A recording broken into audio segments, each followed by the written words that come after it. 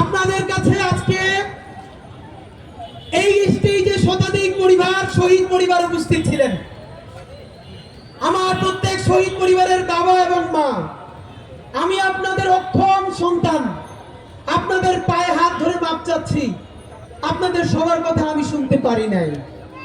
বাবা, আমি কোনো রাজনৈতিক দল না, আমার পরিবারের কেউ শহীদ হয় নাই। এই ইনকিলাব মঞ্চের পাগল ছেলে মেয়েগুলো খেয়ে না খেয়ে আপনার এই সন্তানের বিচার, এই লাশগুলো যারা চালিয়ে দিয়েছে, সেই বিচারের জন্য আমরা আপনাদেরকে দাওয়াত দিয়েছি। অত্যন্ত করুণা করে, স্নেহ করে আপনারা এসেছেন। আপনাদেরকে কৃতজ্ঞতা জানানোর ভাষা আমার নাই। আল্লাহর কসম ওয়াদা করে বলছি, আপনার যেই সন্তান কবরে গেছে, তাদের আরো যদি 100 ভাই মাটির উপরে থাকে, সেই 100 সন্তান ইনকিলাবের কর্মীরা। ইনকিলাব মঞ্চের অন্তত একটা কর্মীও বেঁচে থাকতে খুনি, ফ্যাসিস্ট, গণহত্যাকারী আওয়ামী লীগের পুনর্বাসন চলবে না। বন্ধুরা আমার, একটা কথা মনে করিয়ে দিতে চাই, এইখানে এমন বোন এসেছেন যার স্বামীকে পিলখানায় খুনি আওয়ামী লীগের তাপসের গাড়িতে তুলে তারপরে আগুন জ্বালিয়ে দেওয়া হয়েছে। সাপ্লাই হারে পিলখানায় তো নাম কামাস্তে একটা কমিশন হয়েছে। সাপ্লার সবাই গরিব বলে, গ্রাম থেকে এসেছে বলে যেই গণহত্যা সাপ্লাই হয়েছে, তাদের নামে কি একটা কমিশন করতেও এই সরকারের লজ্জা লাগে? যদি লজ্জা লাগে তাহলে এই গরিব হুজুর তাদের রক্তের মধ্য দিয়ে এই সরকারে আপনার থাকতে লজ্জা লাগে না? বন্ধুরা আমার, বিএনপিকে বলতে চাই, আপনাদের হাতে ধরি, পায়ে ধরি, শহীদ জিয়ার বিএনপিকে দিল্লির দাস হতে দিব না। জামাত ইসলামের ভাইদেরকে মনে করিয়ে দেই, সাইদি সাহেবের রায়ের পরে 2 শতাধিক মানুষকে 2 দিনে পাখির মতো গুলি করে হত্যা করা হয়েছে। শুধু হত্যা করা হয় নাই, পাখির মতো স্তূপ করে নারী পুরুষের লাশগুলো রাস্তার পাশে রাখা হয়েছে।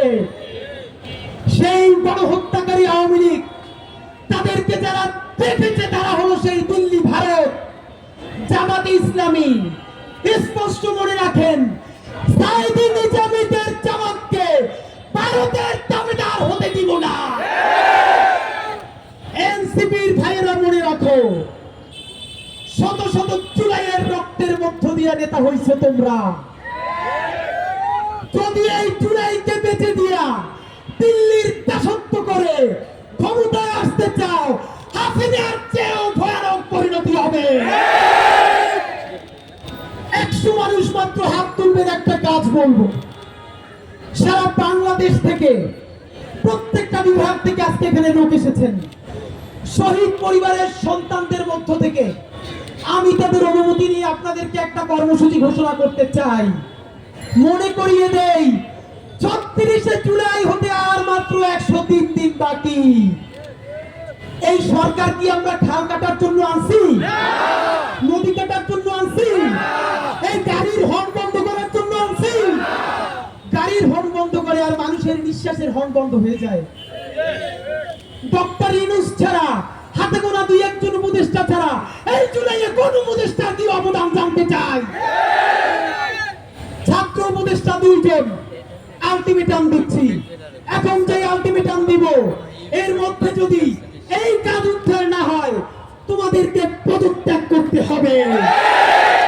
তোমাদেরকে উপদেষ্টা বানাইছি আমরা, উপদেষ্টা বানাইছি আমার এই মায়েরা, উপদেষ্টা বানাইছি আমার এই বাবারা। বিচার চাওয়ার জন্য রাজশাহী থেকে আসা লাগবে কেন? শহীদ আব্দুল্লাহ বিন জাহিদের নিজে মরে গেছে, সেই শোকে বাপটা মরে গেছে, ছোট ভাইটার ক্যান্সারে আজকে হসপিটাল, আজকে ওর অপারেশন হবে।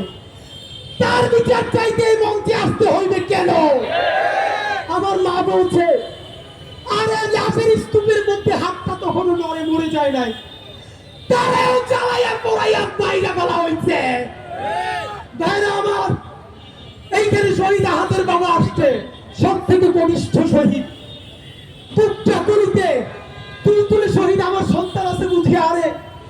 মশাই কামড় দিলে কোনো বাপ মা সহ্য করতে পারে না, আর তার প্রতি বয়সে তার মালিককে মস্তিষ্ক উড়াই দিছে।